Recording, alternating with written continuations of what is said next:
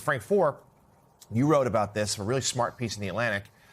It has the headline, "The obvious is taking its revenge on Trump."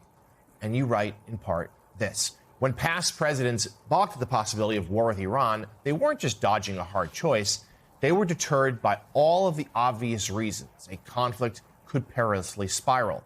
Nobody should be shocked that the expected is now coming to pass. The lesson that the Trump administration seemed to learn from the failed planning for post-war Iraq is that planning isn't worth the effort at all. By trumpeting unachievable objectives, unconditional surrender, regime change, as his war aims, Trump has given his enemies the opportunity to claim survival as victory. Trump ignored the obvious and went to war.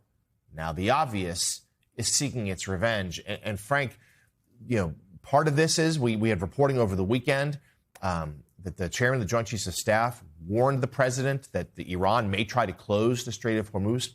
Trump knew that, went with it anyway, believed Iran would falter in those efforts. At least to this point, they have not. That's part of complicating this. But also, as you write, as Joe and I were just discussing, this regime is still there. This is a very difficult war for Trump to actually win. Right. And the regime that is still there is fighting for its very survival, as you just described.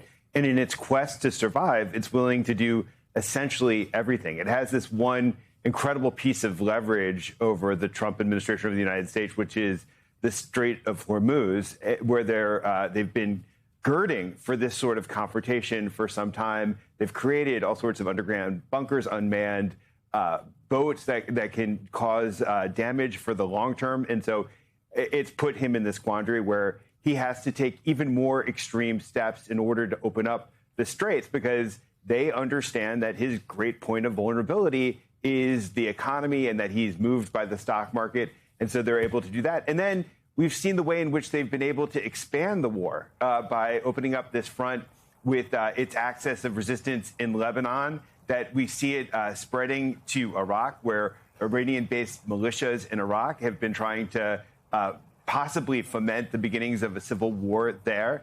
And no problem has been studied like war against Iran. This is something that the military, think tanks have been pondering forever.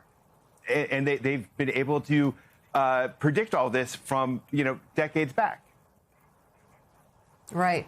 It's hard to really imagine what victory would look like. And I don't think things are obviously as simple as the defense secretary puts it. Death and destruction. We blow them up.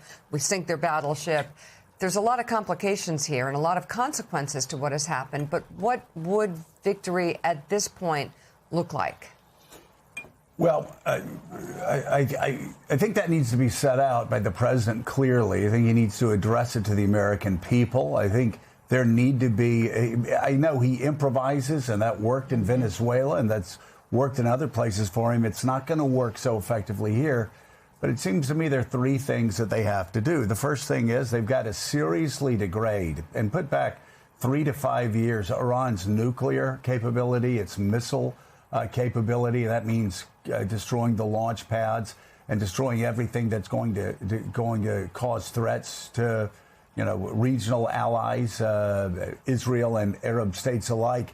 And they've got to sit it back. They've got also, secondly, obviously, guarantee that the straits are going to be opened.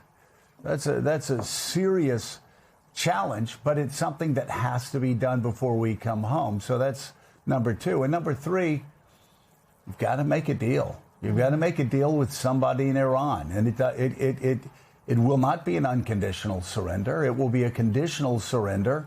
And whatever those conditions are need to be laid out. And some leadership in Iran has to be told, you will be able to survive in a new form, not the past form, a new form. And in exchange for that, we will go home and let you rebuild your country. And if you hit certain guidelines, we will help you economically. We will lift sanctions. But short of that, I really don't know how the United States doesn't come home. And if, of course, they don't come home, then, of course, Frank Foer, we're in a quagmire. And so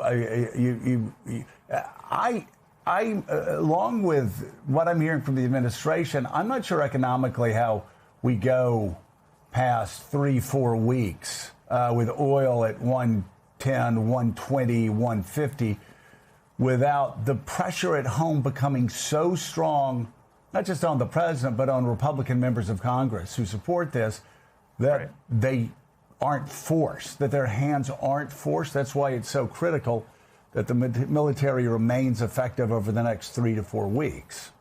Right. Well, what you described as the terms of victory sound totally reasonable, and you'd have to say that the administration has gone a long way to accomplishing some of those goals. That Iran is severely weakened. The military part of this campaign has been successful. The problem is the economic one that you're just describing and the leverage that the Iranians have, and that there's this misalignment of incentives that the Americans, the Trump administration now for economic reasons has every incentive to end this war as quickly as possible in order to protect themselves in the midterms. And the Iranians have every incentive to leverage the Straits of Hormuz to guarantee their survival over the long run. And I don't see how in the short term we're able to reconcile those two things.